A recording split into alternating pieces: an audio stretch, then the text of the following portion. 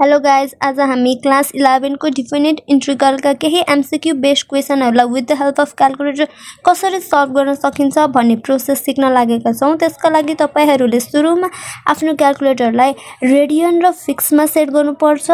Fix रेडियनमा set गर्न सुरुमा shift मोड press गर्दा हाम्रो रेडियन 4 मा देखेको छ भने 4 मा प्रेस गर्नुस्। फिक्समा लैजान शिफ्ट मोड फिक्स कतिमा छ 6 मा छ। 3 डिजिट नम्बरको लागि 3 प्रेस गर्नुस्। हाम्रो क्याल्कुलेटर अहिले डिग्रीबाट रेडियनमा गइसकेको छ र फिक्स पनि भइसकेको छ। अब त्यो क्वेशन सल्भ गर्नतिर लागौं।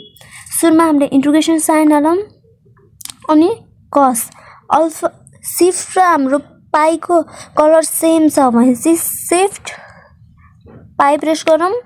अल्फा र x को कलर सेम छ भनेपछि अल्फा र x प्रेस गरौँ। ब्रैकेट क्लोज गरेर नबिर्सनु होला। होल स्क्वायर हाम्रो अप्पर लिमिट कति छ 1 छ, लोअर लिमिट कति छ 0 छ, इक्वल्स टु 1/2 आयो भनेपछि हाम्रो करेक्ट अप्सन कुन रहेछ त 1/2 करेक्ट आन्सर रहेछ।